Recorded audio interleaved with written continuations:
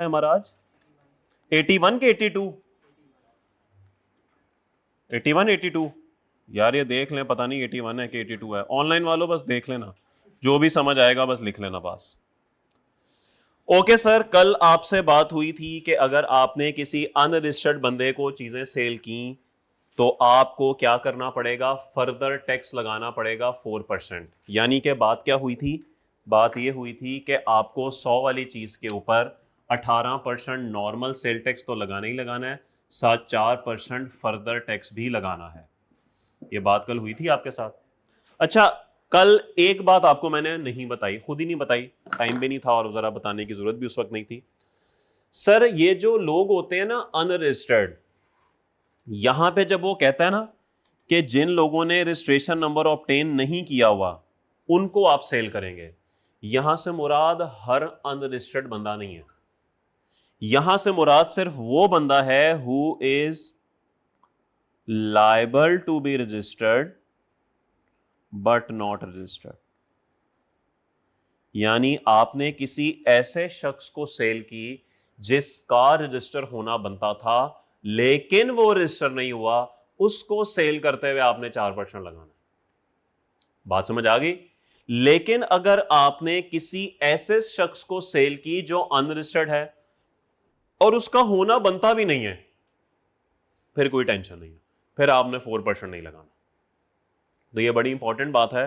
Paper में अगर आपको आ जाए कि आपने अनरजिस्टर्ड बंदे को सेल कर दिया है तो सर अन्नेवा 4% मत लगा दीजिएगा, बल्कि आपको यह हिसाब रखना पड़ेगा कि क्या इस बंदे का रजिस्टर होना बनता है कि नहीं बनता। अगर रजिस्टर होना बनता है तो फिर आपको 4% लगाना पड़ेगा। अगर रजिस्टर होना बनता ही नहीं है तो फिर आप उसे इग्नोर कर दें, फिर कुछ नहीं करना, फिर 4% ही लगाना, फिर 18 ही लगेगा। अब यहां से फिर एक सवाल यह बनता है कि वो कौन लोग हैं जिनका रजिस्टर होना बनता है। सर इधर ही ना लाश मिलेगी आपको, अभी हम पहुंचते हैं।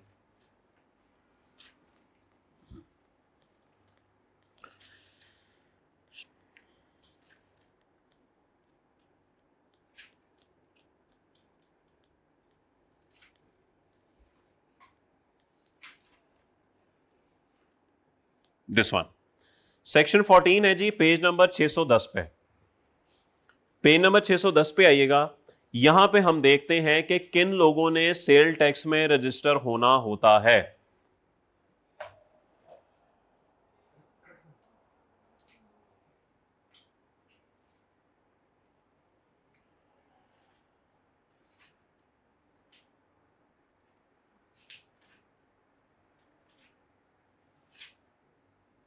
चलें जी।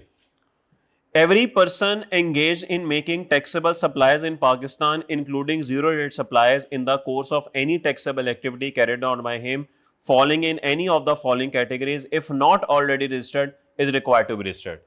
भाई साहब, हर वो शख्स जो कि पाकिस्तान में टैक्सेबल सप्लाईज कर रहा है, जीरो रेटेड सप्लाईज को मिला के, चाहे जीरो रेटेड भी कर रहा है, वो क्या करेगा, अगर इन कैटेगरीज में फॉल करता है तो उसकी सेल्स टैक्स की रजिस्ट्रेशन लाजिम है। तो हर वो शख्स जो पाकिस्तान में टैक्सेबल एक्टिविटी कर रहा है और इन चीज़ों में फॉल कर रहा है, उसकी सेल्स टैक्स में रजिस्ट्रेशन बनती है।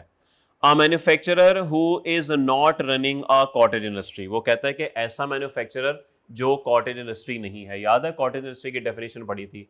इसका मतलब है कि कॉटेज इंडस्ट्री का सेल टैक्स में रजिस्टर होना लाजमी नहीं है, उसके अलावा कोई भी मैन्युफैक्चरर है उसने सेल्स टैक्स में रजिस्टर होना है। ठीक होगी बात? आगे चलते हैं। A retailer who is liable to pay sales tax except such retailer required to pay sales tax through electricity bill. वो कहता है हर दुकानदार ने सेल टैक्स में रजिस्टर होना है, सिवाय उस दुकानदार के जो कि अपना टैक्स बिल के थ्रू पे करता है। अब सवाल यह है कि कौन सा ऐसा रिटेलर है जो अपना टैक्स बिल के थ्रू पे करता है। सर हमारे कानून में ना रिटेलर्स को दो हिस्सों में डिवाइड किया गया है। एक है टीयर वन रिटेलर,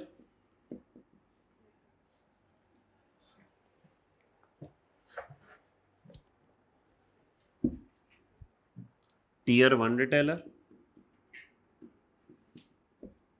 और दूसरा है other than tier one retailer. Sir tier 1 और अदर देन टीयर 1, आसान अल्फाज में बात करते हैं, ये होते हैं बड़े दुकानदार और ये होते हैं छोटे दुकानदार। लॉ ने अच्छी खासी डेफिनेशन दी हुई है, दुकान का साइज इतना होना चाहिए, सेल इतनी होनी चाहिए, बिजली का बिल इतना होना चाहिए, सब कुछ बताया हुआ है अगर आप बड़े दुकानदार हैं तो। छोटे दुकानदार वो हैं जो बड़े नहीं हैं, ये डेफिनेशन में लिखा हुआ है। वो डेफिनेशन आपके कोर्स में नहीं है, लेकिन चूंकि थोड़ा सा जिक्र है तो मुझे ये बताना पड़ रहा है। आसान अल्फाज में इन लोगों को हुकूमत ने कहा है कि आपने सेल टैक्स में रजिस्टर होना है, और इन लोगों को कहा हुआ है कि आप अपने इलेक्ट्रिसिटी बिल के थ्रू जो है वो टैक्स की पेमेंट कर दें। ठीक है, तो इसका मतलब है कि वो कहता है a retailer who is liable to pay sale tax, ऐसा दुकानदार जिसके ऊपर लाजिम है कि उसने सेल टैक्स पे करना है, वो रजिस्टर होगा। इनकी बात हो रही है। Except retailer required to pay sales tax through his bill, इन्होंने नहीं होना क्योंकि ये बिल के थ्रू ऑलरेडी पे कर रहे हैं। तो किन लोगों ने रजिस्टर होना है? बड़े दुकानदार ने, छोटे दुकानदार ने रजिस्टर नहीं होना। क्या ये बात सबको समझ आ गई? ओके। इंपोर्टर 1 रुपए की भी सेल करेगा, 1 रुपए की भी परचेस करेगा, इसने सेल टैक्स में रजिस्टर होना है। होलसेलर, डीलर, डिस्ट्रीब्यूटर, इसने भी सेल टैक्स में रजिस्टर होना है। A person required under any other federal provincial law to be registered for tax collection as if it were a levy of sale tax, वो कहता है कि किसी दूसरे वफाकी या सूबाई कानून के तहत अगर किसी शख्स को सेल टैक्स में रजिस्टर होना बनता है तो वो रजिस्टर हो जाएगा। जैसे कि एफईडी, याद है आपको कि अगर एफईडी आप पे लगती है तो याद रखिएगा एफईडी वालों पे भी सेल्स टैक्स में रजिस्टर होना लाजमी है, क्योंकि एफईडी जिन चीज़ों पे लगती है ना, एफईडी के लिए सेल टैक्स का ही मैकेनिज्म इस्तेमाल होता है। ठीक है, तो अगर किसी और कानून में आपको कहा हुआ है कि रजिस्टर होना है जैसे कि एफईडी, तो फिर आपने यहां पर भी रजिस्टर होना है। और आखिर में वो कहता है an exporter who intends to obtain sales tax refund for his zero rated suppliers. अधूरी बात आपके साथ करता हूं कि एक्सपोर्ट्स जब आप पाकिस्तान से करते हैं ना, वो जीरो रेटेड होती हैं। जीरो रेटेड हमने पढ़ा था ना, एग्जाम्प्ट और जीरो रेटेड में फर्क है। अगर आप पाकिस्तान से बाहर 100 रुपए की चीजें एक्सपोर्ट करते हैं तो टैक्स 0%, जीरो। लेकिन आपने ये चीज हो सकता है 60 रुपए की खरीदी हो पाकिस्तान से, तो पाकिस्तान में तो टैक्स दिया होगा ना, वो मिसाल के तौर पे बनता है 10 रुपए, जस्ट मिसाल ले रहा हूं। सर ये तो -10 आ गया, तो सर हुकूमत आपको ये 10 रुपए वापस करेगी, ये आपको रिफंड मिलेगा। ये पढ़ेंगे आगे जाके, ये न्यूमेरिकल्स में आएगी ये चीज, तो इंशाल्लाह पढ़ेंगे। आसान बात आपको थोड़ा आइडिया दे दिया कि अगर आप एक्सपोर्ट करते हैं ना तो एक्सपोर्ट जीरो रेटेड होती है, लेकिन उस एक्सपोर्ट को करने के लिए आपने चीजें तो पाकिस्तान से ही खरीदी होती है ना, तो अगर आपने चीजें पाकिस्तान से खरीदी होती हैं उस पर आपने पाकिस्तान में टैक्स पे किया होता है, तो इसका मतलब है कि वो जो 10 रुपए आपने पाकिस्तान में इनपुट टैक्स के तौर पे किए होंगे वो आपको वापस रिफंड हो जाएंगे। तो अगर आप वो रिफंड लेना चाहते हैं तो आपको रजिस्टर होना पड़ेगा। तो जो एक्सपोर्टर अपनी जीरो रेटेड सप्लाई का रिफंड लेना चाहता है वो सेल्स टैक्स में रजिस्टर होगा। ओके, सारी एक्सपोर्ट्स पे होता है, सारी ही एक्सपोर्ट्स पे होता है। ठीक है, आगे चलते हैं। पर्स जी, बिजली के बिल के अंदर ना वो टैक्स लगा के भेज देते हैं। सॉरी, सेल टैक्स भी होता है, सेल टैक्स भी होता है। आप गौर करें, आपके घरों में नहीं लग के आता ना, आप किसी दुकानदार को देखेंगे ना तो वहां पे लगा होगा जीएसटी, लाजमी होगा। उसका बिल देखेंगे उस पर होगा, वो उसकी लिमिट होती है कि अगर आपका बिल 20,000 तक है तो 5,000 है, मिसाल दे रहा हूँ, 20,000 से ऊपर है तो 7,500 है, वो यूं करके उन्होंने स्लैब्स बनाई हुई। Persons not engaged in making taxable supplies in Pakistan if require registration for imports or exports may apply for registration। वो कहता है अगर आप पाकिस्तान में टैक्सेबल सप्लाईज नहीं कर रहे हैं ना, लेकिन आप इंपोर्ट और एक्सपोर्ट करना चाहते हैं तो भी आप रजिस्टर हो सकते हैं। सर असल में मसला बताऊं क्या है? मसला सर यहाँ पर यह है कि पाकिस्तान के अंदर ना ऑपरेशनली एक इशू है। ऑपरेशनली इशू ये है कि आप कोई भी चीज इंपोर्ट या एक्सपोर्ट तब तक नहीं कर सकते जब तक आप सेल टैक्स में रजिस्टर ना हो। ठीक है, तो जब तक आप सेल टैक्स में रजिस्टर नहीं होंगे तब तक आप, सर ये चेयर चेंज करा दें, ये करानी पड़ेगी चेंज। तो वो कहता है कि जब तक आप सेल टैक्स में रजिस्टर नहीं होते ना तब तक आप पाकिस्तान में कोई भी चीज़ इंपोर्ट या एक्सपोर्ट नहीं कर सकते। हमारे मुल्क में एक ऑपरेशनल मसला है। ठीक है, इंपोर्ट या एक्सपोर्ट करने के लिए सेल टैक्स में रजिस्टर होना लाजमी है। वो बंदा कहता है सर चीजें मंगा रहा हूं एग्जेम्प्ट हैं, तो एग्जेम्प्ट चीजों के लिए मैंने रजिस्टर क्यों होना है? वो कहेंगे सर आपकी बात है दुरुस्त, लेकिन मसला है ना ऑपरेशनल है ये, तो ये काम आपको करना पड़ता है। तो वो कह रहा है कि अगर आपने चीजें इंपोर्ट या एक्सपोर्ट करनी है तो आपको सेल टैक्स में रजिस्टर होना पड़ेगा, और रजिस्ट्रेशन उस तरीके से चलेगी जैसे बोर्ड बताएगा। तो सर पूरा मुल्क ही वैसे चल रहा है जैसे ये बता रहे हैं, रजिस्ट्रेशन क्या चीज है? ओके ब्रो, सब अच्छा है? ले सर ये वो लोग हैं who are liable to be registered. अगर इन लोगों को आपने सेल की और इनमें से कोई अनरजिस्टर्ड हुआ, फर्दर टैक्स लगा दीजिएगा। बात समझ आ गई? यही पढ़ के आया ना, क्या person who is liable to be registered but not registered, इनमें से किसी बंदे को भी अगर आपने सेल की और वो कोई बंदा अनरजिस्टर्ड निकल आया तो आप उसे कहेंगे bro you are liable to be registered but you are not registered. तो फिर क्या होगा? फिर आप उसे फिर आप उसे फर्दर टैक्स लगा देंगे। ठीक हो गया? आ जाए जी वापस जहां पे हम मौजूद थे।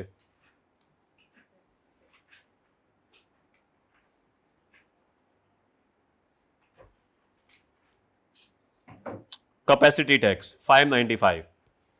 अब ये ना टैक्स लगाने के तरीके हैं जो कि सेल्स टैक्स के अंदर बताए गए हैं।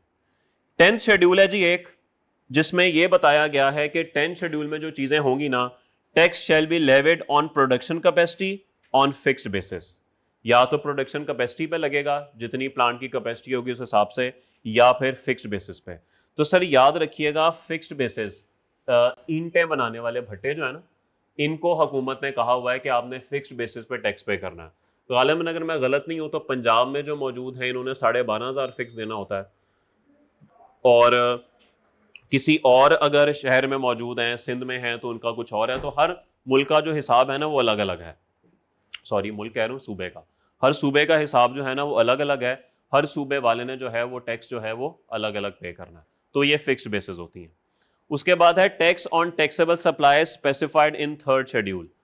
थर्ड शेड्यूल के अंदर जो चीजें हैं उन पे टैक्स कैसे लगेगा? सर लॉ के अंदर ना शेड्यूल्स हैं, तीसरा है, पांचवा है। पहला, दूसरा, चौथा ओमिट हो गया हुआ है। तीसरा है, पांचवा है, छठा है, सातवां है, आठवां है, नौवां, दसवां, तो इस तरह से शेड्यूल्स हैं। और हर शेड्यूल के अंदर जो है ना वो अलग अलग बातें जो हैं वो मौजूद हैं कि किस तरह से टैक्स लगेगा। तो 10th शेड्यूल अभी मैंने आपको बताया कि इन पे जो टैक्स है ना वो फिक्स्ड बेसिस पे लगेगा। बहुत शुक्रिया सर, जज़ाकल्लाह। फिक्स्ड बेसिस पे लगेगा। लेकिन जो थर्ड शेड्यूल में चीजें हैं ना, जिनके बारे में मैंने कल आपको लिखवाया था कि वैल्यू सप्लाई का टेबल इन पे नहीं लगता, यही बात हुई थी। वो कहता है कि भाई for supplies and imports of goods specified in third schedule tax shell be charge at 18% of retail price. लें सर जी, अब आपको मैं बताता हूं कि ये रिटेल प्राइस पे लगने का मतलब क्या है। आपने सिर्फ बोर्ड पे देखना है। रिटेल प्राइस पड़ी थी, क्या होती है? याद है आपको क्या होती है? रिटेल प्राइस वो होती है जो मैन्युफैक्चरर या इंपोर्टर फिक्स करता है और जिस प्राइस पे वो चीजें अल्टीमेट कंज्यूमर को सेल होती हैं। याद है? ओके। अब जरा बोर्ड पे देखें। सर जी एक इंपोर्टर है, इंपोर्टर ने थर्ड शेड्यूल वाली चीज बाहर से इंपोर्ट की और उसकी रिटेल प्राइस थी 600। इस शख्स ने चीजें पाकिस्तान में इंपोर्ट कराई 100 रुपए की, 100 रुपए की, लेकिन असल में इनकी रिटेल प्राइस थी 600। तो हुकूमत ने कहा चूंकि तुम थर्ड शेड्यूल की चीजें मंगा रहे हो, माना के 100 रुपए की हैं, लेकिन चूंकि ये थर्ड शेड्यूल है इस पे टैक्स तुम्हें रिटेल प्राइस पे इंपोर्ट के टाइम पे देना पड़ेगा। तो टैक्स कैलकुलेशन फिर 100 पे नहीं होगी बल्कि, और इसको 108 रुपए इंपोर्ट के टाइम पे देने पड़ेंगे।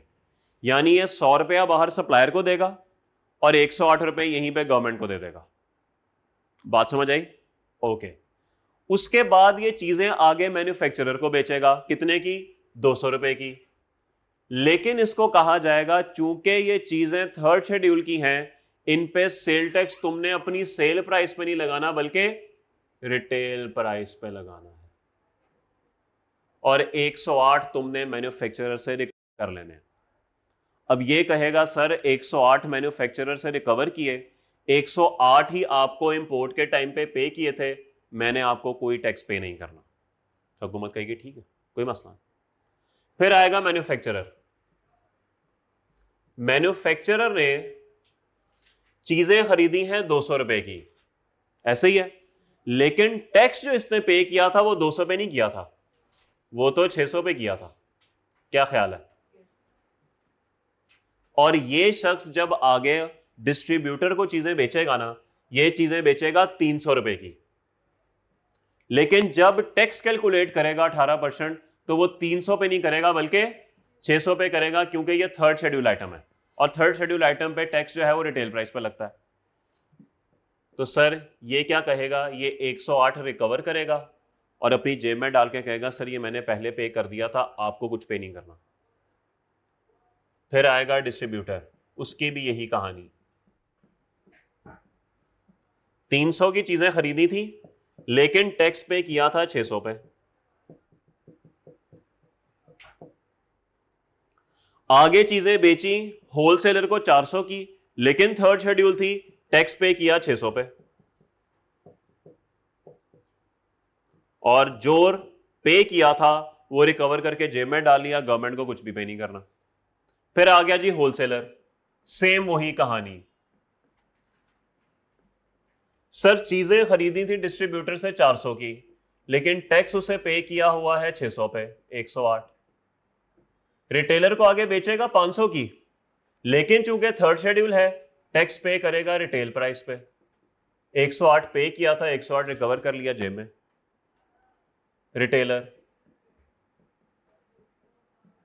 रिटेलर ने चीजें खरीदी हैं 500 की, लेकिन टैक्स पे किया हुआ है 600 पे, और ये आगे कंज्यूमर को बेचेगा 600 की, अल्टीमेट प्राइस जिस पे बेचना है, और टैक्स भी लगाएगा 600 पे, और 108 ही आपसे रिकवर कर लेगा और जेब में डाल लेगा, हुकूमत को कुछ भी पे नहीं करेगा। और फिर आएंगे आपने 600 पे टैक्स पे किया 108, और आपके आगे कोई रिकवरी नहीं है, बोझ आप पे पड़ गया। हुकूमत के पास कितना पहुंचा है? हुकूमत के पास यहां पर टैक्स एक ही टाइम में पहुंचा है बस, और वो 108 है। तो 108 का बोझ आप पे और 108 का टैक्स हुकूमत में पहुंच गया। इस मैकेनिज्म में और जो पहले मैकेनिज्म पड़ा था उसमें क्या फर्क है?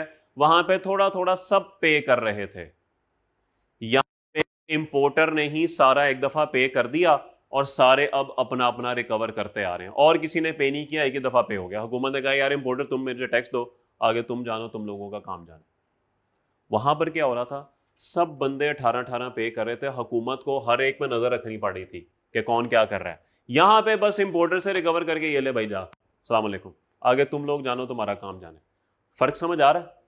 सर वो वाली बात थी वैल्यू सप्लाई वाले टेबल की, ये वाली बात है थर्ड शेड्यूल की। थर्ड शेड्यूल की टैक्सेशन ऐसे होती है, जो थर्ड शेड्यूल के अंदर आइटम्स लिखी हुई हैं जिनके बारे में रिटेल प्राइस की डेफिनेशन पड़ी थी, उनकी टैक्सेशन ऐसे होगी, उन पे टैक्स हमेशा रिटेल प्राइस पे लगता है, बाकी सब पे वैल्यू सप्लाई पे लगता है। और मैंने आपको कह दिया था कि वैल्यू सप्लाई और रिटेल प्राइस दो अलग अलग चीजें हैं। थर्ड शेड्यूल वाली चीजों पे वो टेबल नहीं लगता। थर्ड शेड्यूल वाली चीजें आपने किसी को भी बेच दी, जो भी पैसे आए उस पर टैक्स नहीं लगेगा, उनकी रिटेल प्राइस पे लगेगा। आपने किसी एसोसिएट को चीजें दे दी, वहां पे ओपन मार्केट प्राइस था, यहां रिटेल प्राइस है। वहां पे डिस्काउंट अलाउड था, यहां पे डिस्काउंट अलाउड नहीं है। तो जो टेबल पड़ा था ना वो थर्ड शेड्यूल वाली चीजों पे नहीं लगता। तो अगर आपने थर्ड शेड्यूल वाली चीजें बेची तो सर इनकी आपने पेपर में रिटेल प्राइस ढूंढनी है। बस आपने जितने की मर्जी बेची हो, मुझे नहीं चाहिए, मुझे एक ही चीज चाहिए, और वो क्या है? Retail price. तो सर जहां पे हुकूमत को लगता है ना कि इन प्रोडक्ट्स की सप्लाई चेन में इशू है, हुकूमत उसको थर्ड शेड्यूल में डाल देती है और पहले ही बंदे से सारे का सारा टैक्स रिकवर कर लेती है, ताकि मुझे तो टैक्स मिल जाए, बाकी जाओ जन्नों में। जैसे कि इलेक्ट्रॉनिक्स, इसके अंदर बड़ा इशू है, इसके अंदर लोग टैक्स वगैरह पे नहीं करते, तो हुकूमत ने उसको थर्ड शेड्यूल में डाला हुआ है। मैन्युफैक्चरर या इंपोर्टर से सारा वसूल करके कहते हैं आगे तुम लोग जानो, तुम्हारा काम जाने। इस दफा हुकूमत ने जूते भी इसमें डाल दिए। तो ये जो शू है ना, शू, अब ये दुकानदारों के पीछे हुकूमत नहीं भागेगी, हुकूमत डिस्ट्रीब्यूटर के पीछे नहीं भागेगी, बस जिसने इंपोर्ट किया ना उसी से रिटेल प्राइस का 18% वसूल कर लेगी।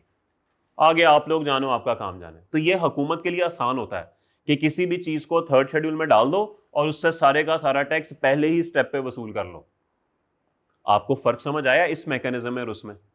तो इस मैकेनिज्म में टैक्स हमेशा रिटेल प्राइस पर लगेगा। आपने अब होगा क्या, चीज आपने 100 की बेची होगी लेकिन टैक्स कैलकुलेट हो रहा होगा 600 पे, तो आपको असल में 208 रुपए मिलेंगे, जिसमें से 100 आपके होंगे, 108 गवर्नमेंट के होंगे। ऐसे ही है ना, ये मतलब बनता है इसका। तो यहां पे वैल्यू ऑफ सप्लाई 100 पे टैक्स नहीं लगेगा बल्कि रिटेल प्राइस 600 पे टैक्स लगेगा। सर कोई सवाल है तो बताइए। कोई मसले वाली बात नहीं है, इंपोर्टर से डायरेक्ट कंज्यूमर पे भी चला जाएगा तो कोई मसला नहीं है। आपने टैक्स तो रिटेल प्राइस पे ही पे करना है। हमारी निगाहें तो रिटेल प्राइस ढूंढेंगी। क्यों sir? Okay. Value of supply third schedule के अलावा दुनिया जहान की चीजों के लिए लगता है। खरबों minus third schedule items value of supply. ठीक है, क्या हुआ, परेशान हो गए? खैरियत है? हफ्ता है, खुश रहा करें, परेशान पता नहीं क्यों होते। आगे चलें। The retail price and sales tax shall be legibly, prominently and indelibly printed or imposed by the manufacturer or importer on each article, packet, container. Sir third schedule वाली आइटम की खसूसियत क्या है? इन चीजों के ऊपर ना प्राइस लिखी होती है, लाजमी लिखी होती है। लॉ कह रहा है, लॉ कह रहा है कि भाई थर्ड शेड्यूल में है। सर किसी के पास कोई जूस का डब्बा पड़ा हुआ है इस वक्त? पड़ा हुआ है जूस का डब्बा? कोई टूथपेस्ट लेके आता साथ? परफ्यूम तो पड़ा होगा, कॉस्मेटिक्स? हाँ वो कोई है, परफ्यूम है कि कॉस्मेटिक्स है? नहीं वो बैग से कुछ निकालने लगे थे। परफ्यूम या कॉस्मेटिक्स? Sorry, biscuit?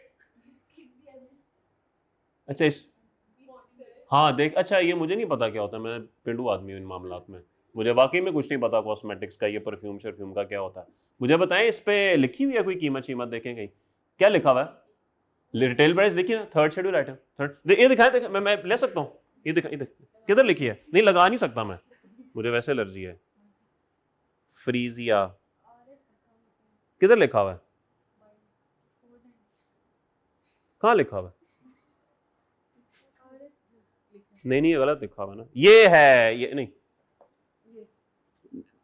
ये नहीं है, ये कुछ और है। फिर इसके ऊपर ना वो भी लिखना होता है, टैक्स नहीं लिखा हुआ, तो ये कॉस्मेटिक नहीं है। 2 नंबर जूस पड़ा हुआ है, परफ्यूम, चाय है किसी के पास? चाय है कोई? डिटर्जेंट्स है कोई? आइसक्रीम किसी के पास हो? नंबर 10 किसी के पास हो? इजाज भाई आपके पास है? अच्छा, ऑनलाइन वालों, मिर्चें को लाया हुआ साथ? मिर्चें है किसी की जेब में? बिस्किट है? बिस्किट तो है नहीं इसमें, बिस्किट है नहीं, बिस्किट नहीं है। शू पॉलिश है? Shoe polish, cherry blossom, cement लाया हुआ कोई? सीमेंट की बोरी? यार मिनरल वाटर तो होगा ना? हो यार ये तो मेरे पास पड़ा है। वो ये देखो, ये उस दिन दिखाया था मैंने आपको कल परसों, ये इस पे भी लिखा हुआ है, बिल्कुल लिखा हुआ है। तो सर थर्ड शेड्यूल वाली आइटम के ऊपर लाजिम है कि ये तमाम चीजें जो है ना वो इस पे लिखी, ये नाम याद करने के। अच्छा ये मैं आपको बता दूं सर, जो स्पाइसेस रिटेल पैकिंग में ब्रांड नेम के साथ बिकती है ना वो थर्ड शेड्यूल है।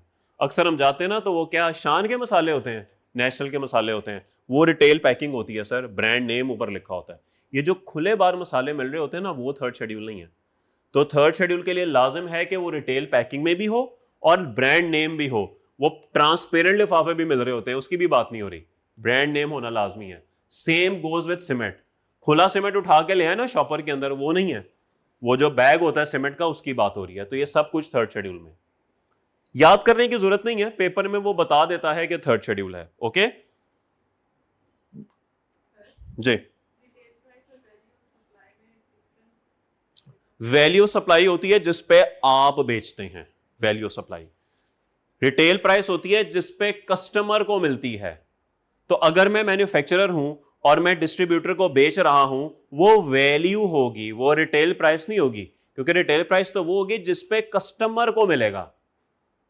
फर्क समझ रहे हैं ना आप? तो यहां पे भी एग्जैक्टली वही हो रहा है कि कस्टमर को चीज 600 की मिलनी है, आपने तो 100 की बेची थी, 200 की बेची थी, तो असूलन वैल्यू सप्लाई होती, ये थर्ड शेड्यूल वाली ना होती तो मैं 200 पे टैक्स लगाता, लेकिन चूंकि ये थर्ड शेड्यूल है तो अब रिटेल प्राइस 600 पे लगेगा।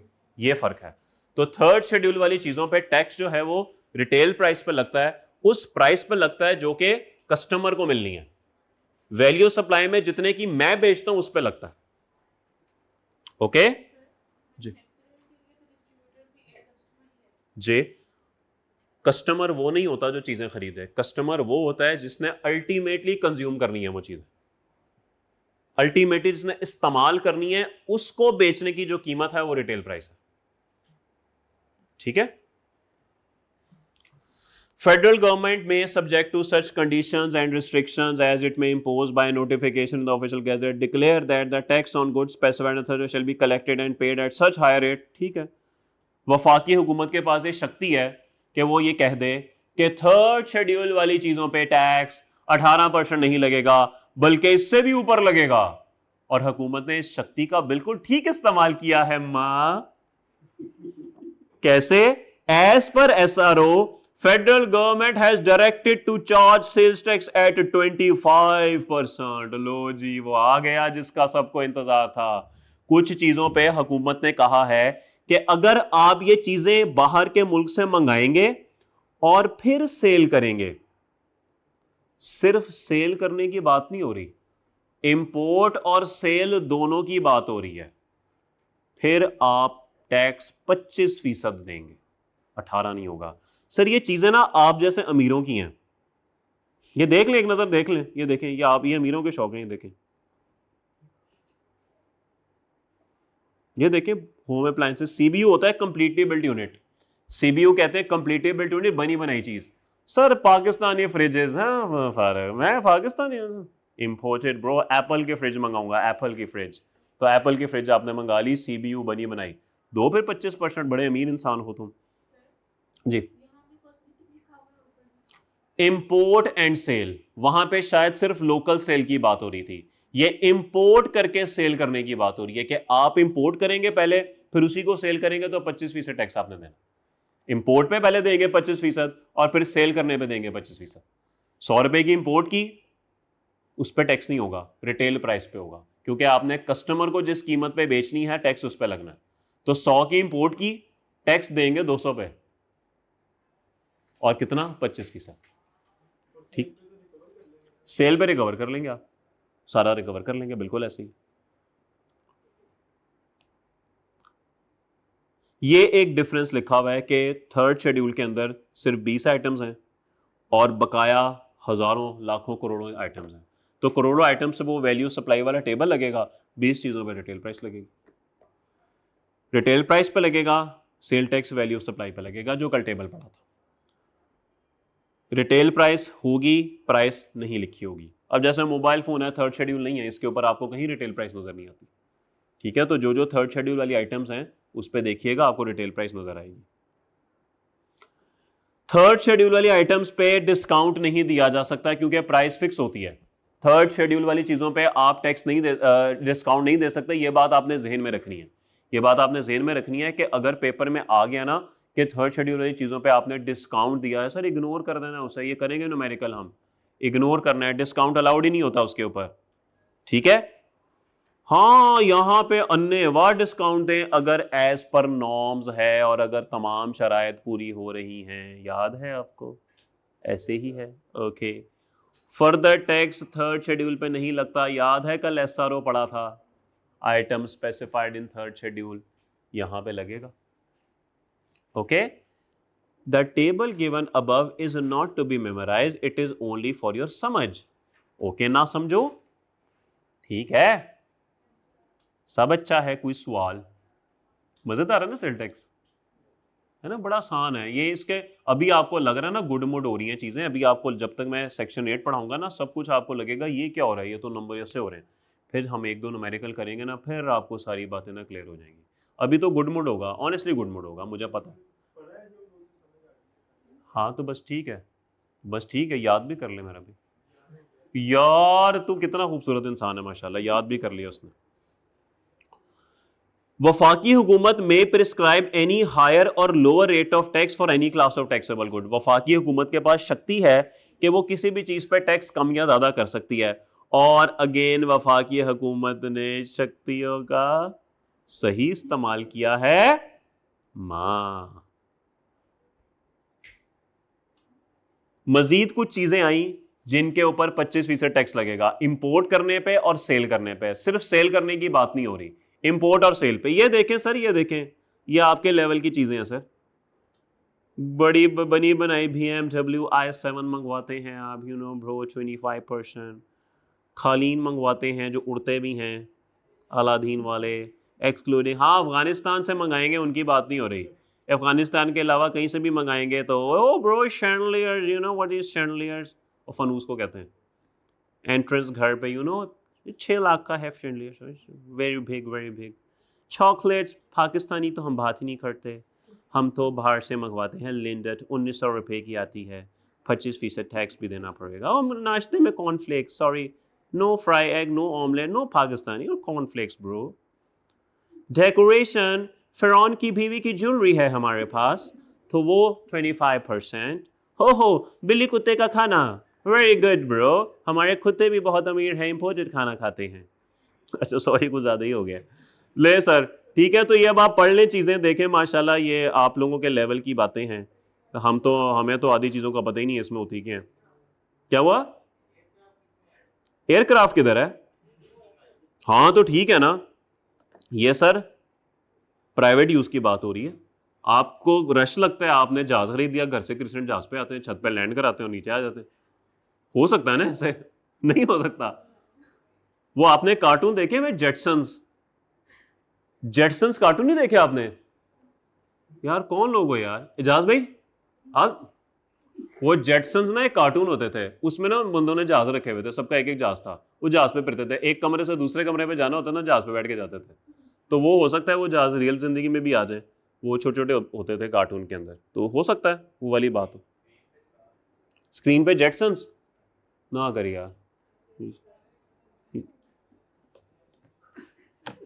यार, इस पे इंटरनेट नहीं आ रहा, वरना मैं आपको दिखाता।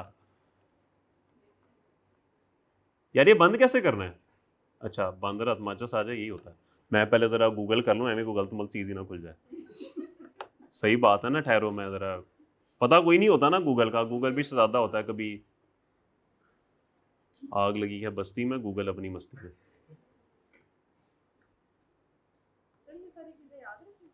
जेटसन्स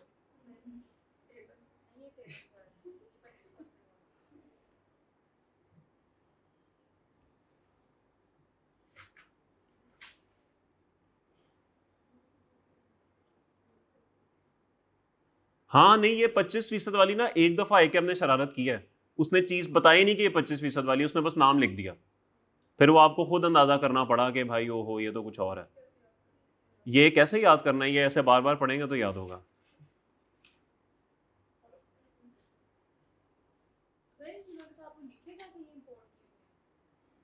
हाँ लिखना, लिखेगा वो, इंपोर्ट करके सब्सिक्वेंट सेल।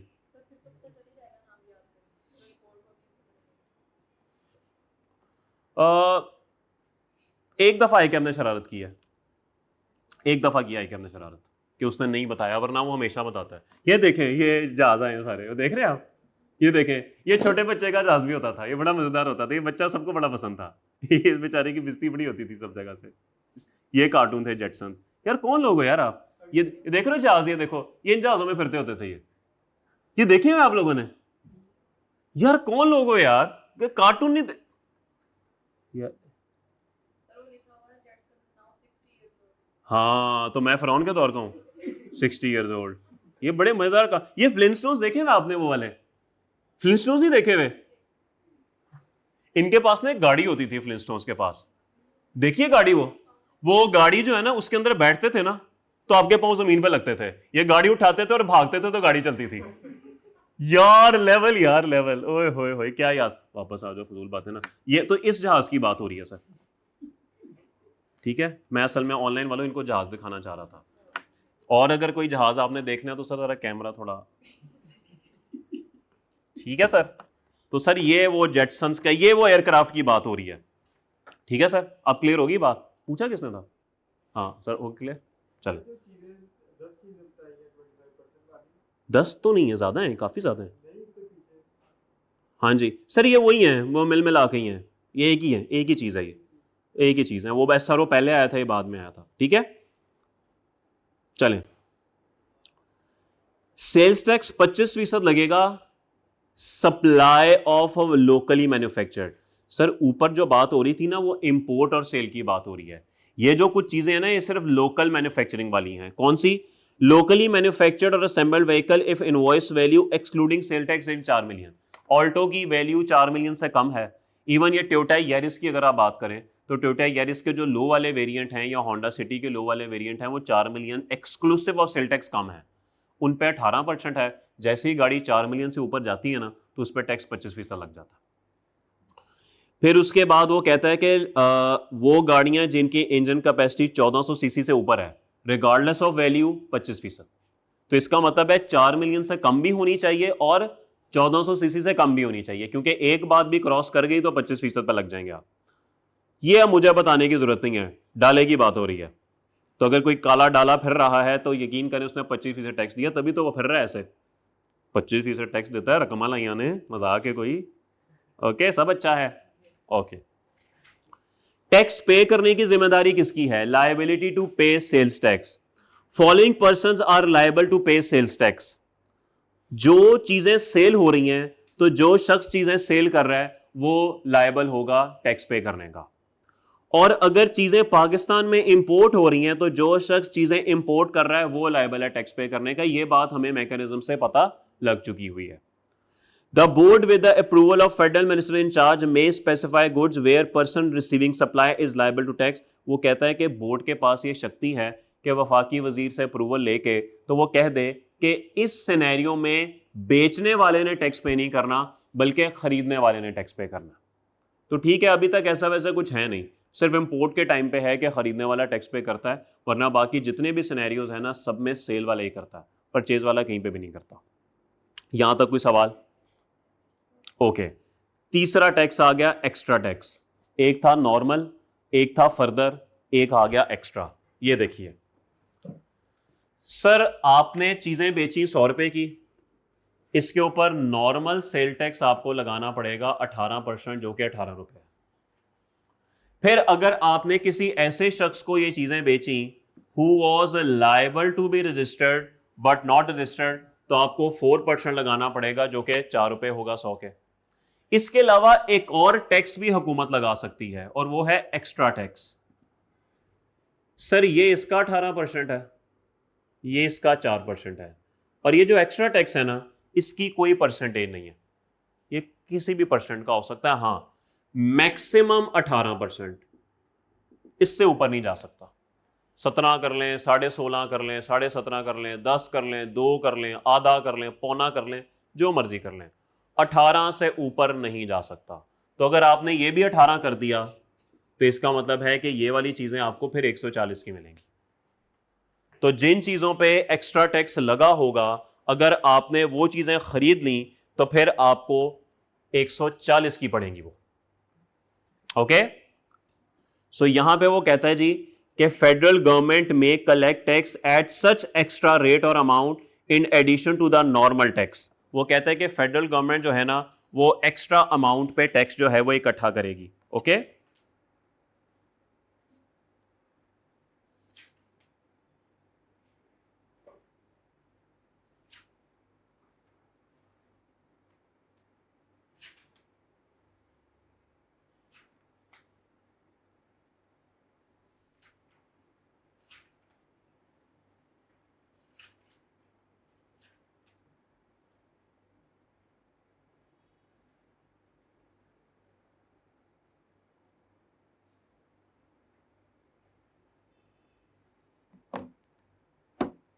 चलें जी। ओके, तो फेडरल गवर्नमेंट जो है वो एक्स्ट्रा रेट और अमाउंट पे टैक्स लगा सकती है, और याद रखिएगा कि ये नॉर्मल टैक्स के अलावा होगा।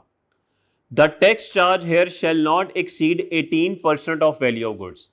ये मैंने आपको बताया, ये 18% से ज्यादा नहीं हो सकता, इसकी लिमिट 18% तक है। The federal government will also specify the mode, manner and time of payment of tax. तरीका, जरिया और समय इस टैक्स के पे करने का यह हुकूमत बताएगी। कोई सवाल? सर ये बस रीडिंग ऐसे ही है, मैंने आपको बताया था इसमें कॉन्सेप्ट 3-4 ही हैं, बाकी ये रीडिंग ही है सारी, तो ये बस आपको बर्दाश्त करनी पड़ेगी। ठीक है। खास शक्तियां जो जादू लेकर आया है, ठीक है, स्पेशल शक्तियां हुकूमत के पास कौन सी हैं? The federal government or the board may in place of the tax levy and collect such tax as it may deem fit on any goods. Sir उनको अगर लगेगा ना कि किसी भी चीज पे कोई और टैक्स भी लगाना है वो लगा देंगे, नॉर्मल एक्स्ट्रा फर्दर के अलावा कोई टैक्स लगेगा वो लगा देंगे। उनके पास एक खास शक्ति है, जादू लेकर आया है। Okay, they will specify the तरीका, जरिया एंड समय ऑफ पेमेंट ऑफ टैक्स। और वो नए वाला टैक्स कैसे पे होगा, कौन पे करेगा, क्या तरीका होगा, ये भी कौन बताएगी? हुकूमत बताएगी। कोई सवाल? तो आगे चलें फिर। ये तो आपने नहीं देखे होंगे सीएनजी स्टेशन, देखे आपने? आपने देखे सीएनजी स्टेशन? आपने कब देखे? आपने तो नहीं देखे। ये सीएनजी स्टेशन का रवाज ना गालिबन 2002-2003 में पड़ा था। उस वक्त ना पेट्रोल बहुत महंगा हो गया था, पूरे 60 रुपए क्रॉस कर गया था। ठीक है, हाँ उस वक्त पेट्रोल इतना ही होता था, 50 रुपए नहीं नहीं सॉरी नहीं नहीं नहीं 60 रुपए तो डॉलर था, पेट्रोल कोई 20-25 रुपए था। वो जैसे 30 रुपए क्रॉस हुआ ना, आवाम ने कहा इतना महंगा पेट्रोल, तौबा तौबा तौबा, हम तो नहीं डलवा सकते, हम तो सीएनजी डलवाएंगे। उस सीएनजी को 9 या 10 रुपए किलो मिलती होती थी। तो सब लोगों ने अपनी गाड़ियों में ना सीएनजी किट्स लगवाई, एजाज भाई को शायद याद होगा, सीएनजी किटें लगवाई, सिलेंडर रखवाए गाड़ियों में, मौत लेके साथ साथ फिरते थे हम। तो हाँ सही है, सिलेंडर का कोई भरोसा थोड़ी है। और उस वक्त जो क्वालिटी होती थी, अल्लाह खैरी करे, सिलेंडर फट भी जाते होते थे, तो फिर बड़ा नुकसान होता था। तो सीएनजी स्टेशन बड़े आबाद हो गए उस वक्त। और ये जो आज आपके घरों में रात 9 बजे गैस बंद हो जाती है ना, ये उसी की कारस्तानी है। तो 5, 7, 8 साल वो सीएनजी स्टेशन इतने चले कि मैं आपको बता नहीं सकता। फिर उनकी भी लोड शेडिंग शुरू हो गई, बस अजीब ही हालात थे। एनीवेज, तो sir in case of supply of natural gas to CNG stations, sir बात हो रही है ये जो सुई सदन या सुई नदन है ना, जो घरों में गैस वगैरह सप्लाई करते हैं, यही सीएनजी स्टेशंस को भी गैस सप्लाई करते थे। उनके जूतों में रह के बात हो रही है कि जब ये इदारे सीएनजी स्टेशंस को गैस प्रोवाइड करेंगे तो क्या होगा? Gas transmission company shall charge sales tax at 18% of the value supply to CNG consumers. तो आपको सीएनजी जिस रेट पे मिलती थी कंज्यूमर्स को, उसी पे 18% जो है वो क्या करते हैं, वो टैक्स लगा देंगे। वैल्यू सप्लाई में क्या होगा? Value supply shall include price of natural gas, charges, rents, commission, all local provincial duties and taxes but excluding the amount of sale tax. कल याद है बिजली के बिल की वैल्यू सप्लाई बढ़ी थी, याद है? तो सर वो वही बात है कि तमाम ड्यूटीज, तमाम टैक्सेस आपने शामिल कर देने हैं सिवाय सेल टैक्स के। सवाल? टैक्स ऑन रिटेलर्स, दुकानदार, यही बात हो रही है रिटेलर की, एग्जैक्ट वही बात आ गई है कि टीयर 1 कैटेगरी रिटेलर शेल पे tax in normal manner 18%। Register होना है, 18% वैल्यू सप्लाई पे टैक्स पे करना है।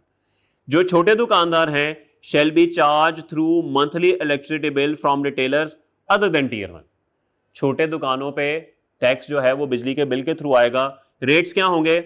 सर अगर बिल जो है वो 20,000 से ज्यादा नहीं आता तो 5%, और अगर बिल 20,000 से ज्यादा हो जाता है तो 7.5%।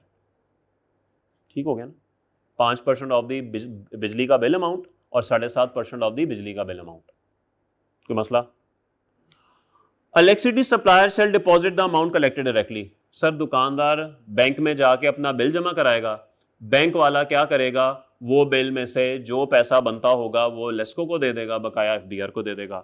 The above tax on other. अच्छा अब मजे की बात है, कुछ छोटे दुकानदार होते हैं ना, वो अदर देन टीयर 1 है, इनके बिजली के बिलों में टैक्स लगकर आ रहा है, लेकिन ये बजिद है कि हमने रजिस्टर होना है, हमने भी, वो कहते हैं मैं भी नाल ही जाना है, आ जा फिर तू भी रजिस्टर हो जा। सर अगर ये लोग रजिस्टर हो गए, हालांकि इनका बनता नहीं है, तो लॉ भला क्या कहता है? लॉ कहता है अच्छा अब तू रजिस्टर हो गया, अब तू 100 वाली चीज ना 118 की बेचेगा, बिल्कुल वैसे ही जैसे ये कर रहा है, और साथ ही साथ ना तेरे बिल में अभी भी टैक्स लग के आएगा, तू वो भी देगा। बड़ा तुझे शौक चढ़ा, आ फिर नाल चलिए। बात समझ आ गई? तो अगर छोटा दुकानदार कहता है कि भाई जी मैंने रजिस्टर होना ही होना है, तो एफडीआर कहेगा बिस्मिल्लाह आ जाए सर, हमें क्या टेंशन है। लेकिन अब आप बिल के थ्रू भी टैक्स पे करेंगे और आप 100 वाली चीज 118 की भी बेचेंगे।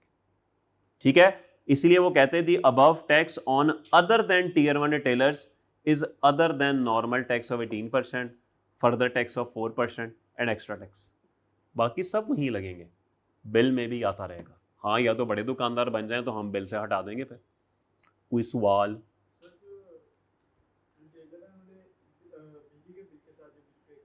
जी जी बिल्कुल। 18% है नहीं, बिजली के बिल के थ्रू ये लिखा हुआ है ना, 5% या 7.5%। जी बिल्कुल, अगर रजिस्टर हो गए तो। अव्वल तो इन्होंने रजिस्टर होना ही नहीं है ना। हाँ, टीयर 1 है ना ये, अदर देन टीयर 1 के लिए जुमला लिखा हुआ है, ये देखें, ये अदर देन टीयर 1 के लिए लिखा हुआ है। पहली लाइन का मतलब है बड़े दुकानदार ने 18% पे करना है, ठीक है, टीयर 1 ने पे करना है। दूसरी लाइन सेकंड लास्ट लाइन तक क्या लिखा हुआ है? बिजली के बिल के थ्रू पे करना है छोटे दुकानदारों ने। यहां तक हम क्लियर हैं।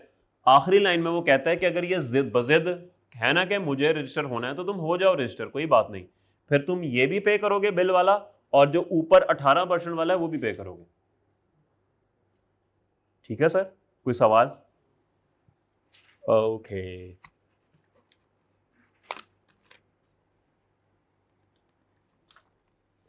एक मिनट साथ वाले से कर लेंगे तो मैं पानी पी लूं उतनी देर।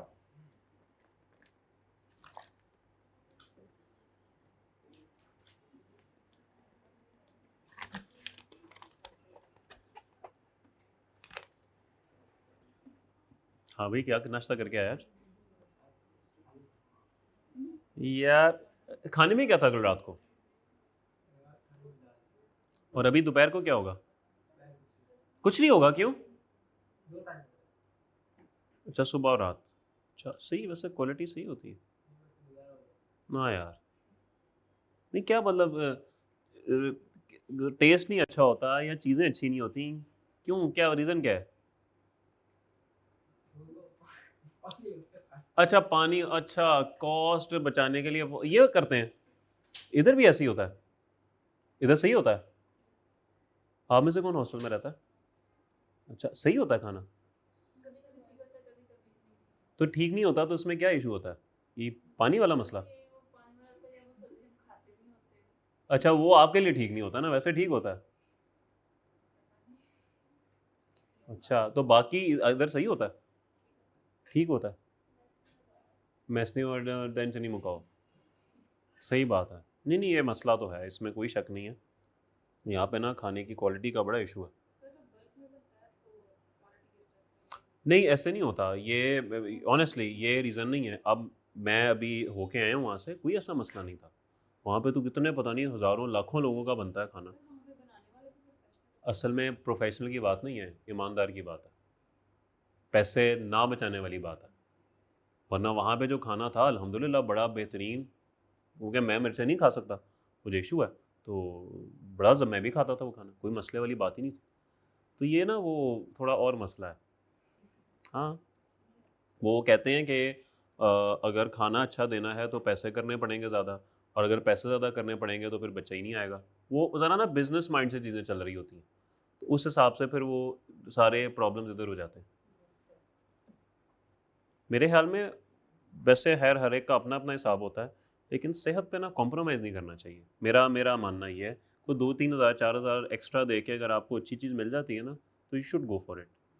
सेहत पे कॉम्प्रोमाइज़ नहीं। सेहत अल्लाह ना करे, मैंने देखा है ना, बेचारे बच्चे बीमार हो जाते हैं। और आप भी देखते ही होंगे, आप तो बल्कि ज़्यादा देखते होंगे, आपके तो आस-पास रहते हैं। आए दिन कोई ना कोई मसला हुआ होता है, वो हॉस्पिटल पहुँचे होते हैं, कोई ड्रिप लगी है, कोई कुछ हो रहा है, कोई कुछ हो रहा है। तो बहरहाल कोई मसला नहीं। Tax on steel products shiplets. अच्छा ये वाला पॉइंट जो है ना सिर्फ स्टील के लिए है, और इसमें 13 शेड्यूल की बात हो रही है कि for goods specified in the 13th schedule the minimum production for a month shall be determined on the basis of a single or more inputs as used in the production process. If minimum production exceeds the actual supplies, minimum production shall be treated as quantity supplied। Numerically ये बात आपके course में नहीं है, लेकिन मैं आपको समझा देता हूं। सर 13 शेड्यूल के अंदर ना कुछ चीजें लिखी हुई हैं। स्टील के मुतालिक हैं वो। अच्छा, अब इनमें होता क्या है, हुकूमत ने क्या किया हुआ है, हुकूमत ने मिसाल के तौर पे वहां पे ये बताया हुआ है कि भाई हम आपको एक स्टैंडर्ड बता रहे हैं, अगर आपका बिजली का 1 यूनिट गिरेगा ना, तो मैं ये समझूंगा, मैं मिसाल दे रहा हूं, मैं ये समझूंगा कि आपने 1 kg स्टील बना लिया है। ये मैंने आपको स्टैंडर्ड बता दिया। अगर आपने 1 यूनिट इस्तेमाल किया ना, तो मैं समझूंगा 1 kg स्टील आपने बना लिया। लेट्स अज्यूम आपने 1 महीने में 500 यूनिट्स इस्तेमाल किए, तो लॉ कहेगा मेरी नजर में तुमने 500 kg स्टील जो है ना वो बना लिया। अब ये है आपकी मिनिमम प्रोडक्शन स्टैंडर्ड जो कि आपको लॉ ने बताया है। एक्चुअल इससे मुख्तलिफ हो सकता है, एक्चुअल हो सकता है कि 600 निकला है, तो टैक्स पर आप 600 kg की वैल्यू पे देंगे। लेकिन अगर एक्चुअल निकल आया 300, तो लॉ कहता है फिर मैं तुमसे टैक्स इस पे लूंगा मिनिमम पे। बात समझ आ गई? तो सर एक इनपुट, ये इनपुट है सर, ये 1 यूनिट इनपुट है। For goods specified, the minimum production for a month shall be determined on the basis of single or more inputs as used in the production process.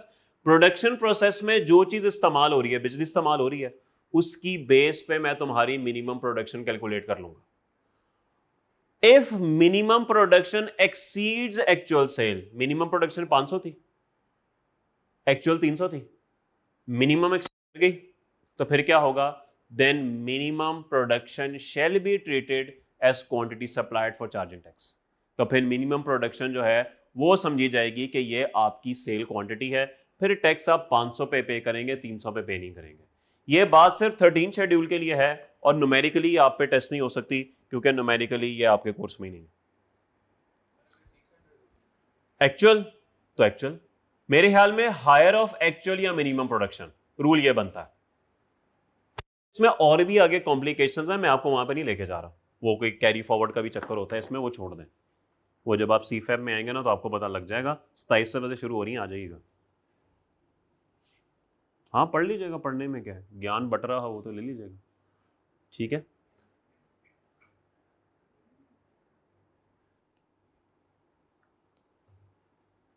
चलें, collection of excess sale tax, वो तेरी है वो यार, ये तो tax से बढ़ी जा रहे हैं। ये देखिए एक्सेस भी आ गया, ये चौथा आ गया एक्सेस। टैक्स ही टैक्स हैं, और मजे की बात है टैक्स के ऊपर टैक्स हैं। ये आपने पता नहीं नोट किया कि नहीं, वैल्यू सप्लाई के अंदर ड्यूटीज टैक्सेस शामिल हैं, उन टैक्सेस के ऊपर 18% सेल टैक्स है। गौर किया क्या नहीं, कि अभी अब गौर कर रहे हैं। इंपोर्टेड आइटम्स याद है उनकी वैल्यू सप्लाई क्या थी, value determined bye custom authorities plus custom duty plus excise duty, शामिल करने के बाद 18 है ना, तो टैक्स के ऊपर टैक्स ले रहे हैं आपसे, ठीक है कि नहीं? कितना माशाल्लाह बरकत वाला मुल्क है। A person who has collected any tax under misapprehension or otherwise, क्या मतलब है इसका? सर इसका मतलब यह है कि लेट्स अज्यूम एक भाई साहब थे जिनका नाम था ए, और एक भाई साहब थे जिनका नाम था बी। एक दिन बी जो है वो खरामा खरामा अपने मोबाइल फोन पे गुफ्तगू करते, बातें करते हैं, लंबी कॉल मिलाते हुए ए की दुकान पर आए। ध्यान बी का कहीं और था, ध्यान यहां पर नहीं था, और कहा ए से कि फलानी फलानी चीज बेच दो मुझे। ए ने कहा चलो ठीक है, मैं तुम्हें ये चीज दे देता हूं। चीजों पे टैक्स लगना था मिसाल के तौर पे 10%। शेड्यूल 8 है जिसके अंदर रिड्यूस रेट वाली चीजें भी हैं, वो भी आपके कोर्स में नहीं है, बस बता रहा हूं 8 शेड्यूल में है। चीजों पे 18% से कम भी लग जाता है। ले सर कहानी ये बननी चाहिए थी, लेकिन सर आग लगी बस्ती में, ए और बी दोनों अपनी मस्ती में, चीज पे टैक्स लग गया 18%। 8 रुपए इजाफी टैक्स ए ने बी से रिकवर कर लिया। अब बी तो लगा ही बेचारा फोन पे हुआ था, उसका तो दिमाग ही कहीं और था, वो बस 8 रुपए इजाफी टैक्स पे कर गया तो खरामा हरामा घरों ही निकल गया, ठीक हो गया। अब कहानी क्या हुई, कहानी ये हुई कि बाद में ए को ख्याल आया, ओहो ये तो मैंने 8 रुपए एक्सेस टैक्स रिकवर कर लिया है, अब हुकूमत को जब ये कैलकुलेशन करके देगा ए, तो सर ये रिकवरी 10 रुपए डालेगा और इनपुट मिस साल के तौर पे 7 डाल के हुकूमत को कहेगा 3 ले लो। हुकूमत कहेगी इधर आना जरा, तू कहता है कि तूने 10 रुपए रिकवर किए हैं, असल में तूने 18 रुपए रिकवर किए हैं, तो तुझे ना मुझे 11 रुपए देने चाहिए। क्यों सर? वो तो मेरी फनकारी थी जो मैंने इजाफी टैक्स ले लिया, तुम्हें तो 10 चाहिए था ना, तुम्हें मैं 10 दे रहा हूं, ये 8 मेरा है।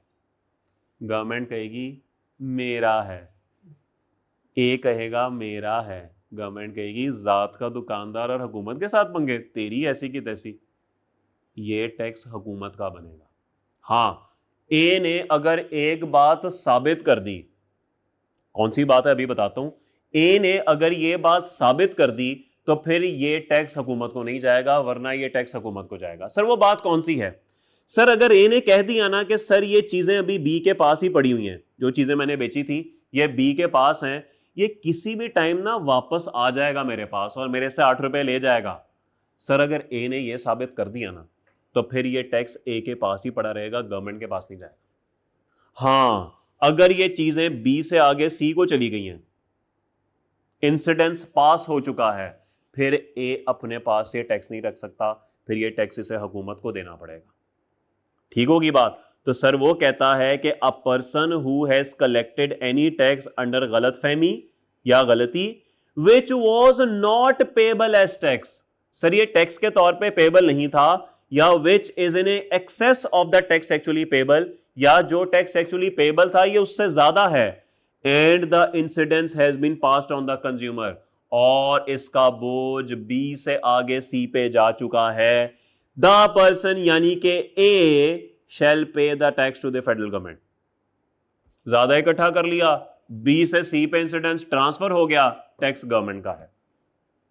और हुकूमत कहती है अगर तुम मुझे टैक्स नहीं दोगे ना, अगर तुम ड्रामेबाजी करोगे, amount payable to federal government here shall be considered as an, sir ये जो एरियर ऑफ टैक्स होता है ना, एरियर ऑफ टैक्स, आपको लग रहा है बड़ा हौला वर्ड है, हुकूमत कहती है मैं इस टैक्स को ऐसे समझूंगी जैसे ये बकाया है।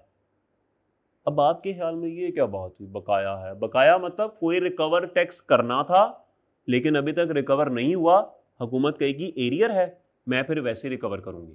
सर आपके घर में ना आपके अम्मी अब्बू का ना गुस्से में आके पेट जुमला होता है जो वो बोलते हैं, होता है ना, वो आप सबको पता है, वो आप सबको पता है, आपको पता है अब ये इसने कह दिया ना, बस अब तो एंड हो गई है। हुकूमत का आखिरी गुस्से वाला जुमला है ये एरियर्स है। जब उसने आपको कह दी ना ये एरियर्स हैं, इसके बाद समझें कि अब फांसी लगने वाली है, यकीन मान नहीं, मैं आपको सही बता रहा हूं। इसलिए उसने कहा कि ये जो पेबल है ना, अगर तुम इनकार करोगे मैं इसको एरियर मानूंगा और अकॉर्डिंगली रिकवर भी कर लूंगा मैं तुमसे। ये बड़ा गुस्से वाला जुमला है जो उसने बोला। तो लॉ कह देना कि ये एरियर्स हैं, सर आपके हाथ पांव फूल जाने चाहिए वहीं पे, यार ये तू ले ले, जान ले दे माफी, क्योंकि उसके बाद फिर वही आती है। ठीक है, पिक होती है, ड्रॉप नहीं होती उसकी। Refund claim will not be admissible, भाई साहब कहते हैं कि रिफंड जो है वो इसका नहीं मिलेगा, रिफंड कभी भी नहीं मिलेगा। एक दफा जब गवर्नमेंट को आपको दे दिए पैसे तो वापस पैसे नहीं होंगे। कौन साबित करेगा कि चीजें बी से आगे सी पे चली गई हैं? The burden of proof that the incidence of tax has or has not been passed on the government shall be permit collecting tax. कौन टैक्स इकट्ठा कर रहा था? ए ने इकट्ठा किया ना, तो सर ए के ऊपर जिम्मेदारी है ये बात साबित करने की कि ये बी से आगे सी पे गया है या नहीं गया। सर किसी का कोई सवाल?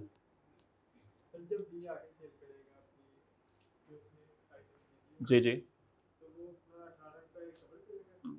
बिल्कुल करेगा, हाँ बी रिकवर करेगा ना, बी आगे 18 की बेच के अपना रिकवर करेगा। हाँ करता है ना, आगे जाके क्या बनता है, आगे जाके अगर उसने 10 किया है तो वो 10 के बदले 10 ही करेगा, उसका 8 जाया हो जाएगा। ठीक है, जीरो रेटिंग, एक्सपोर्ट्स की बात होने लगी है। बस ये आखिरी पॉइंट पढ़ते हैं जी। क्या हुआ? नहीं नहीं, बस आखिरी पॉइंट है, ये आसान है, मुश्किल नहीं है।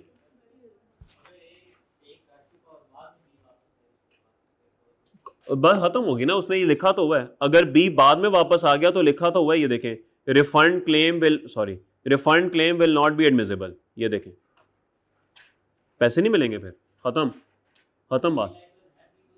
नहीं, नो, वो आपस में लड़ाई झगड़ा करके कुछ भी कर ले, लीगली कोई लायबल नहीं, बस खत्म हुई बात। तू पहले फोन ना सुनता, पहले तो बड़ी मस्ती में आ रहा था तू, है अब लग गई ना आग, समझ रहा है? वो इंसानों की तरह टैक्स पे करें, ज्यादा पे कर दिया तो हम जिम्मेदार नहीं है, ठीक है? जीरो रेटिंग तो बड़ा मजेदार है, मतलब मैंने कहा था रीडिंग किया, अब ये तो करना पड़ेगा। कल छुट्टी है, करवा दें, खत्म करें, जो आपने संडे को जाना मंडे को चले जाइएगा घर, सॉरी सैटरडे को चले जाइएगा घर। 5 मिनट अगले साइड, उससे अगले, उससे आखिरी वाला। List down the goods which are charge to tax at the rate of 0%, sorry 0%। The following goods shall be charge to tax at the rate of 0%।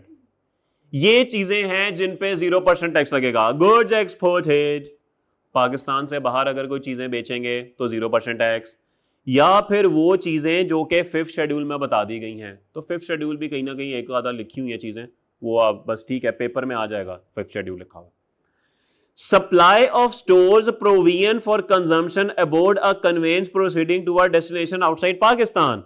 आपने किसी ऐसी कन्वेंस के ऊपर ऐसी चीजें दे दी, सेल कर दी, जो कि दौरान सफर कंज्यूम हो जानी है और वो कन्वेंस पाकिस्तान से बाहर जा रही हो। यानी पाकिस्तान से बाहर जाने वाली किसी भी कन्वेंस पे आपने ऐसी चीजें बेच दी जिसने दौरान सफर कंज्यूम हो जाना है। जहाज पे जो दुबई जा रहा है, खाने वाली चीजें दे दी। क्या जहाज पाकिस्तान से बाहर जा रहा है? यस। क्या चीजें दौरान सफर कंज्यूम हो जाएंगी? Yes, 0 rated. तो गोर में दुबई जाने वाली फ्लाइट पे जो खाना सेल करेगा 0 रेटेड, फ्यूल सेल होगा 0 रेटेड, टिश्यूज सेल होंगे 0 रेटेड, जो चीज भी दौरान सफर कंज्यूम हो जाएगी वो 0 रेटेड है। डॉलेंस ने फ्रीजर दे दिया, क्या दौरान सफर कंज्यूम हो जाएगा? नहीं, नॉट 0 रेटेड। परवाज लाहौर से कराची जा रही है, गवर्नमेंट ने खाना दे दिया, नॉट 0 रेटेड, क्योंकि पाकिस्तान से बाहर जाना जरूरी है। तो दो बातें जरूरी हैं, परवाज पाकिस्तान से बाहर जा रही हो, कन्वेंस पाकिस्तान से बाहर जा रही हो, और चीजें कंज्यूम हो जाएं। सवाल का जवाब दें। आप जा रहे थे क्रिसेंट कॉलेज से छुट्टी करके घर, फुल गुस्से में, आज इतना पढ़ा दिया है हमें, ऐसी तैसी फिरेगी इनकी अब। इतने में एक बंदा जा रहा था साइकिल पे, नहर से गुजर रहा था, वो आपके पास आया और कहा सर अस्सलाम वालेकुम। आपने कहा वालेकुम सलाम। उसने कहा सर मैं ना अफगानिस्तान जा रहा हूँ, ज़रा रास्ता तो समझा दे मुझे। आपने उसे अफगानिस्तान का रास्ता समझाया और साथ ही उसको ना खाना भी बेच दिया। 0 रेटेड या 18%?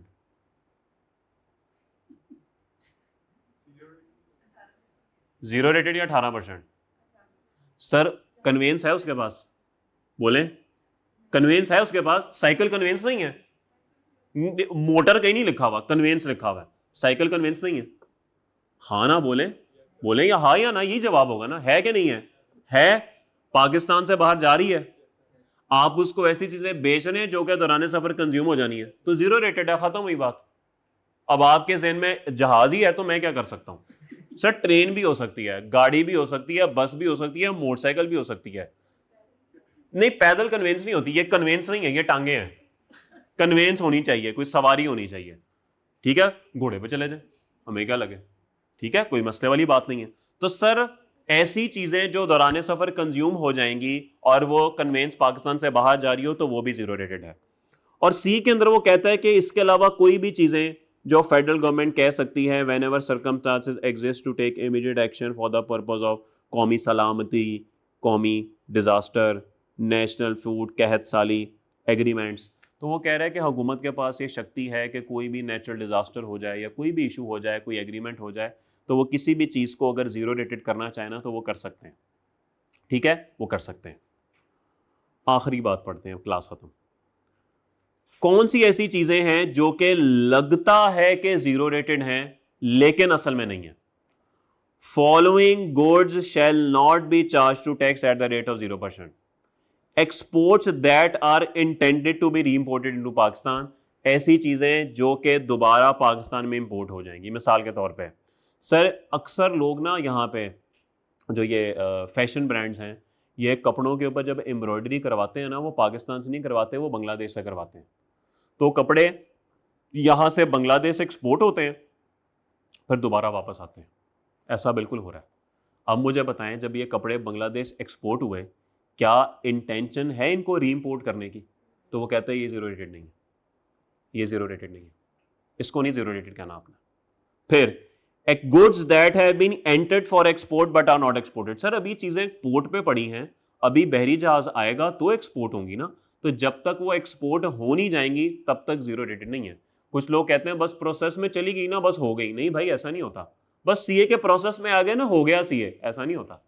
जब तक वो एक्सपोर्ट नहीं होंगी तब तक आपने उस पर जीरो रेटेड नहीं डालना। और goods that have been exported to a country specified by the federal government, ऐसी चीजें जो ऐसे मुल्क को एक्सपोर्ट हो गई हैं जिस पे हुकूमत ने मना किया है। इंडिया को कुछ एक्सपोर्ट नहीं करना, आपने कर दिया, अब ये जीरो रेटेड नहीं रही। Okay, the federal government may restrict input tax credit for person making zero rated supply. Sir ji जब आपको मैं ये कहता हूं ना कि आपने 100 वाली चीजें बेची और 18 रुपए इनपुट टैक्स पे किया और आगे ये चीजें आपने 300 की बेची और आउटपुट टैक्स पे किया, तो सर आपने आउटपुट में से ना इनपुट को एडजस्ट किया है। अगर मैं टेक्निकल जबान बोलूं तो आपने आउटपुट में से इनपुट को एडजस्ट किया है। वो कहता है कि वफाकी हुकूमत के पास ये ऑप्शन मौजूद है कि वो किसी भी शख्स का इनपुट टैक्स एडजस्ट कर सकता है, रिस्ट्रिक्ट कर सकता है। जितने में वो नहीं कर सकता तुम 18, तुम 10 करोगे, तो ये पावर तो सर हमेशा हुकूमत के पास रही ही है। ओके, और under section 60 federal government is empowered to prescribe any taxable goods which can be imported without payment of whole or part of the sale tax. हुकूमत के पास इख्तियार है कि वो किसी भी चीज़ को कह दे कि आपने ये चीज़ें इंपोर्ट करनी है और आपने इस पे सेल टैक्स पे नहीं करना। तो ठीक है, हुकूमत के पास तो शक्ति है, वो कुछ भी कहती रहे। तो ये पॉइंट तो आपको सब जगह ही नजर आया। कोई सवाल? मैं कहता हूँ 2 मिनट टाइम को 2 मिनट वाली चीज़ ना पढ़ लें जल्दी से। अल्लाह हाफिज, sorry I take my words back. Online वालों ऐसी गुरियां पड़ी ना मैं बता नहीं सकता। अल्लाह हाफिज।